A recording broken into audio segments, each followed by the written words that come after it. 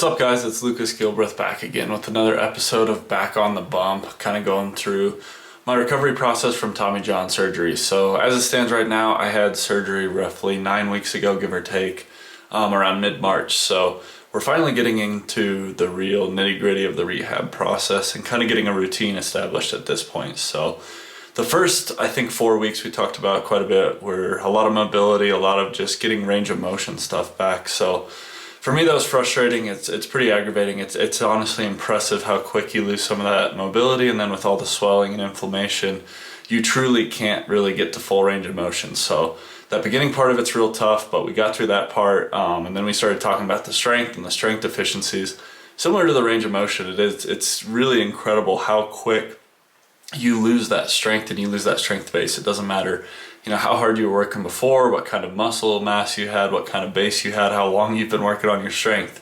It goes away fast. So we really lost that strength. I mean, my poor left arm was so weak. I really didn't even have a bicep. There's just nothing there when you look at it. And then the same thing with the tricep. There's just no muscle there. So now we're into the strengthening stuff. I'm starting to notice, after about 4 or 5 weeks of true strengthening stuff, I'm starting to notice that one, the muscle mass and definition is definitely starting to come back.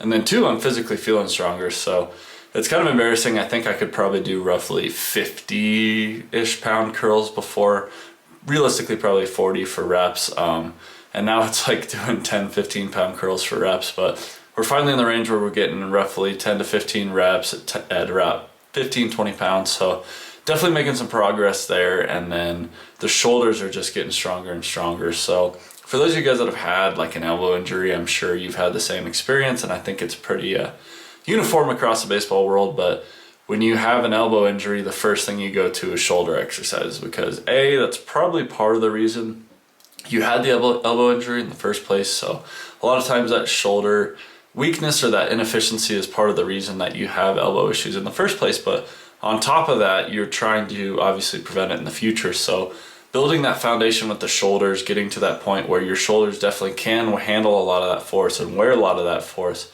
is a huge piece of getting ready to come back and getting ready to be able to pitch again whenever that time does come. So right now I'm still about 2.5, 3 months at a minimum from throwing, which is definitely frustrating, but I will say this is the best my arm has probably felt in 2 years. And obviously part of that's not throwing, part of that is the surgery and what I was able to do repairing my arm. So that's been good, but now the mental battle has started. So obviously, like I said, I'm feeling incredible, but there's also about 3 months till we throw. So we're kind of in the boring phase of, okay, I feel great, everything, passes the test. I feel like I'm ready to go, but I have to be patient. So for somebody like me that's played baseball obviously my whole life, and then I'm really trying to work my butt off and do this and that, and you're trying to kind of push the limits, it's definitely hard to be patient, because at the end of the day, I do need to just take a step back and say, no matter what, it's a long recovery, right?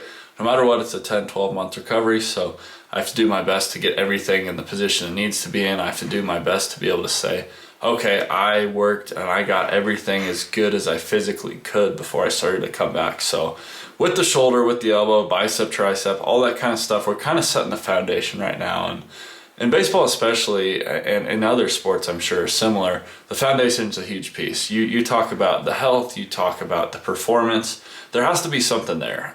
We'd like to talk a lot about some guys do some things better than others, right? Everybody has their buckets that they fill, if you will. So for some guys, their bucket's going to be arm strength, arm speed, mobility, whatever it is. For some guys, it's going to be lower body strength, lower body mechanics. For me personally, I've always been pretty strong with my upper half, so it's definitely been an adjustment for me to realize, okay, I lost a lot of strength in my arm, lost a lot of strength in my upper half, especially on that left side. So now it's kind of a point where I'm starting to get into the point of reevaluating mechanics in a sense, and trying to figure out, okay, where did things go wrong? I already kind of have some answers, and we'll talk about that. But how do I prevent that in the future? How do I make sure that those things that went wrong, they're not going to happen again, and we know what caused them? So looking at this video right now, you're going to see kind of what I'm talking about and what I've been looking at in my own mechanics. So with me right here, I've always kind of had similar mechanics. Part of that is just you kind of develop those habits at a young age and you continue to carry them through as you develop and get older. Some of the good things continue to push forward, right? I've obviously been able to learn how to throw harder and harder. I developed the strength to do that, but there's still going to be some bad habits. I like to tell a lot of kids sometimes that yes, you can watch Major League pitchers, they do a lot of things right, but at the same time, they also get away with a lot of bad mechanical flaws. And the reason for that is elite athletes are elite compensators. That's one of the favorite things I've heard recently, and it's because guys that have gotten to this level have gotten there because they're able to make quick adjustments, they're able to adapt and compensate with their bodies. So it's less about being so robotic and perfect and more about just getting into okay enough positions in order to use their bodies correctly. So if you watch me here, my lower half is not necessarily what I'm looking for. I think I get to a good position, but I start to collapse my knee in pretty early, which causes me to kind of start to reach with that front leg. That back leg is really the stem of a lot of issues for you guys working on mechanics. That back leg is huge because that's where everything starts, right? So we need to get to a good balance point there, and then we need to hold the knee in what's called torsion, which is kind of pushing it out, staying in the glute, that butt muscle. So right there, I'm wanting to stay in that glute for a little bit longer, so then when it is time to rotate my hips, I can fly through with my hips and create all that power and velocity. Now for me personally, my biggest asset is my upper half. So even though I'm not great with my lower half and my lower half mechanics, maybe I rotate a little too early, maybe I don't get as much power out of my lower half as I could, I make up for that with forcing a ridiculous amount of separation.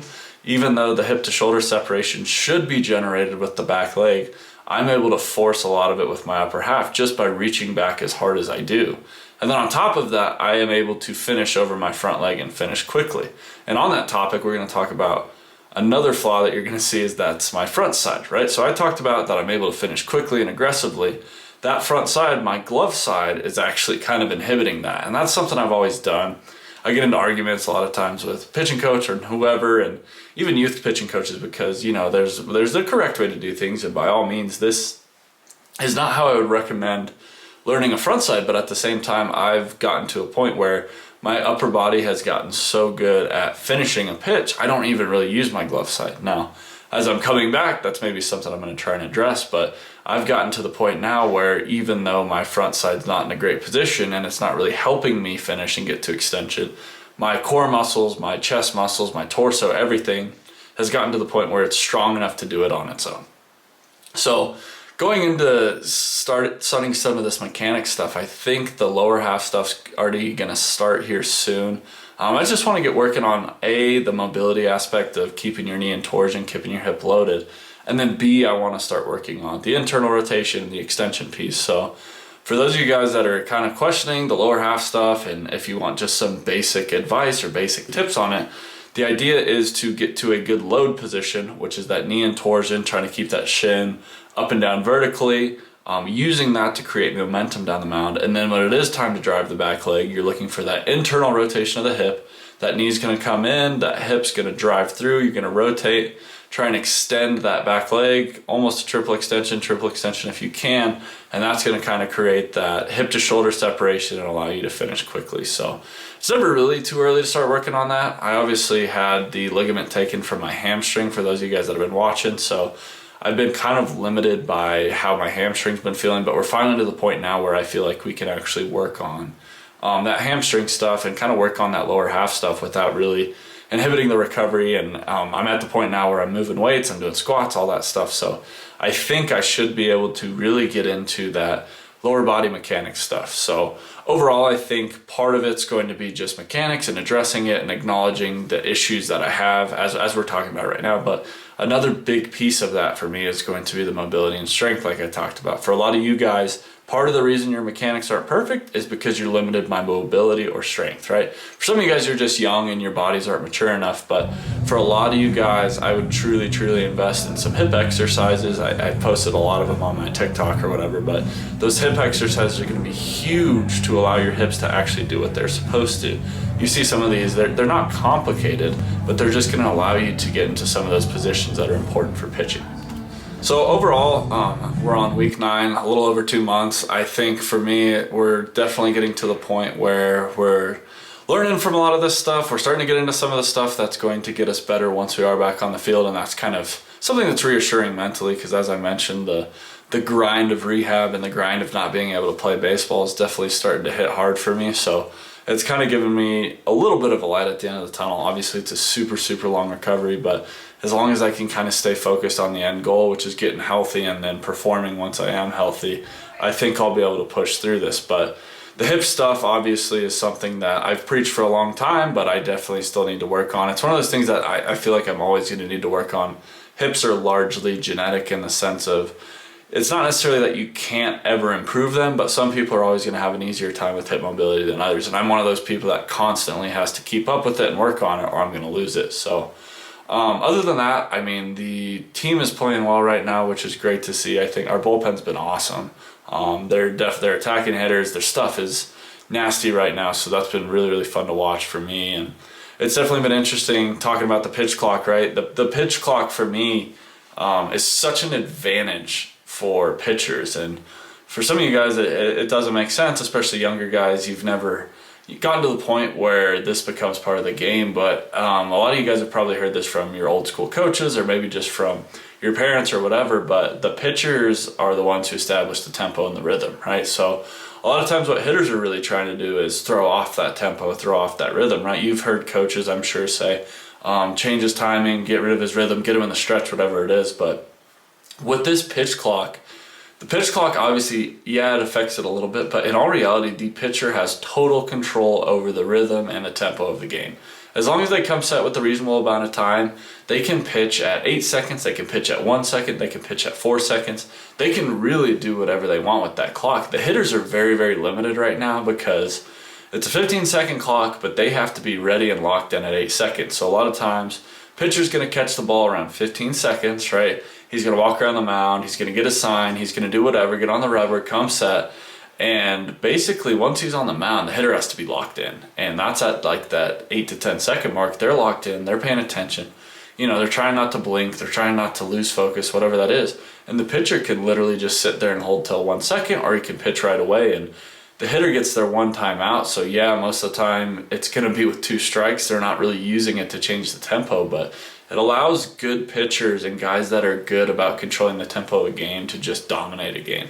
I think you're going to see with guys like, you know, like your Kershaws, your Verlanders, Scherzers, whoever you want to talk about, guys that have been consistently good at controlling the tempo of the game. Even Freeland's really, really good at controlling the tempo of the game. That piece becomes so crucial because in a normal situation without the pitch clock, you know, hitters can take timeouts, they can call time, they can adjust their batting gloves, they can take longer getting in the box, they can try to do things to throw a pitcher off. But with the pitch clock, the pitchers really are in control of their own destiny. So that's something to look for if you guys are watching some games coming up here, and pay attention to that, because I think that's a huge disadvantage for the hitters, a huge advantage for the pitchers. But overall, I've just kind of been watching games just like you guys do, like a spectator, and for me, that's just one little thing I picked up on. But going forward, we're going to get into some running, some more lifting stuff.